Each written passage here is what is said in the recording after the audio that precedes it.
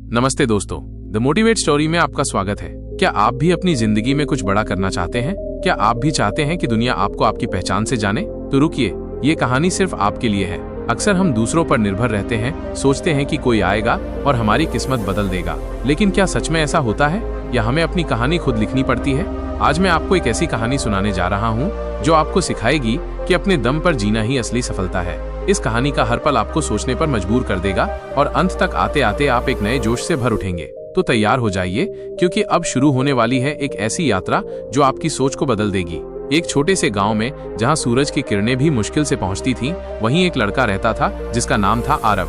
आरव बचपन से ही शांत स्वभाव का था, लेकिन उसके मन में सपनों का एक बड़ा समंदर छुपा हुआ था। उसके माता पिता बहुत गरीब थे और उसे अक्सर दूसरों पर निर्भर रहना पड़ता था।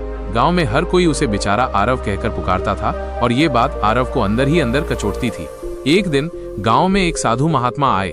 उनका ज्ञान और उनकी बातें सुनकर पूरा गांव मंत्रमुग्ध हो गया। आरव भी उनकी बातें सुनने के लिए पहुंचा। महात्मा जी ने अपने प्रवचन में कहा, जीवन में असली सुख और सफलता तभी मिलती है जब इंसान अपने दम पर जीना सीखता है। आरव के कानों में ये वाक्य गूंज गया। उसे लगा जैसे महात्मा जी ने सीधे उसके दिल की बात कह दी हो।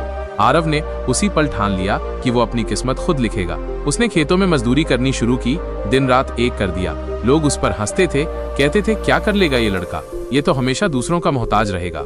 लेकिन आरव ने किसी की नहीं सुनी। उसने अपनी कमाई से एक छोटी सी किताब खरीदी जिसमें सफलता के किस्से लिखे थे। रात को जब पूरा गांव सो जाता, आरव लालटेन की रोशनी में पढ़ता। सालों बीत गए। आरव ने अपनी मेहनत और लगन से एक छोटा सा किराना स्टोर खोला। धीरे धीरे उसका स्टोर चल पड़ा। वो अब दूसरों की मदद करने लगा था, उन्हें काम देने लगा था। गांव वाले हैरान थे। वही बेचारा आरव अब सफल आरव बन चुका था। एक शाम जब आरव अपने स्टोर पर बैठा था, तभी एक बूढ़ा आदमी उसके पास आया। उसके चेहरे पर उदासी थी।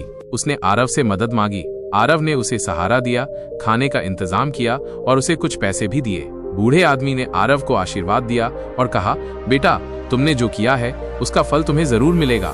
आरव को उस बूढ़े आदमी की बात समझ नहीं आई। अगले दिन सुबह सुबह आरव के स्टोर पर एक बड़ी कार आकर रुकी। उसमें से एक युवा अधिकारी नीचे उतरा और सीधे आरव के पास आया। अधिकारी ने आरव से पूछा, क्या आप ही आरव हैं? आरव ने हाँ कहा। अधिकारी ने मुस्कुराते हुए कहा, आपको नहीं पता कि आपने किसकी मदद की है कल रात? वह कोई और नहीं, हमारे शहर के सबसे बड़े व्यापारी श्रीमान वर्मा जी थे।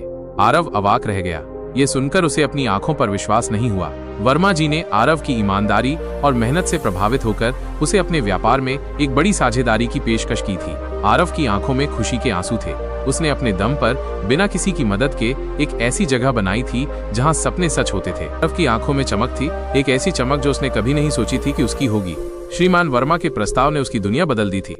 ये सिर्फ एक व्यापारिक साझेदारी नहीं थी, ये उस विश्वास की मुहर थी जो उसने अपने दम पर हासिल किया था।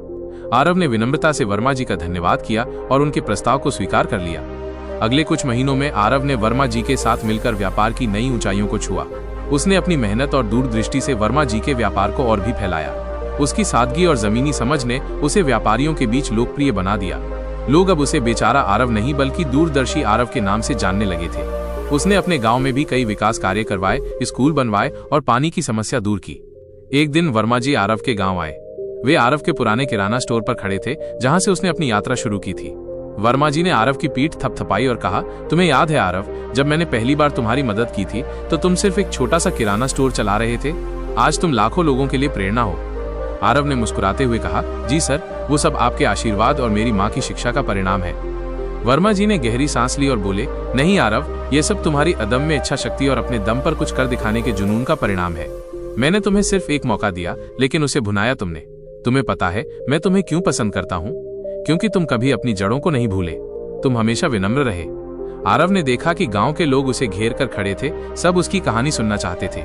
आरव ने अपनी यात्रा का वर्णन किया, अपनी शुरुआती कठिनाइयों, दूसरों की उपेक्षा और फिर कैसे उसने महात्मा जी के शब्दों से प्रेरणा पाई। क्या आप ऐसी कहानियों की तलाश में हैं जो आपके अंदर एक नई ऊर्जा भर दें और आपको जीवन को एक सकारात्मक नजरिए से देखने में मदद करें? तो फिर द मोटिवेट स्टोरी आपका इंतजार कर रहा है। हमारे साथ जुड़ें और प्रेरणा के इस सफर का हिस्सा बने। अभी सब्सक्राइब करें और सकारात्मक बदलाव महसूस करें।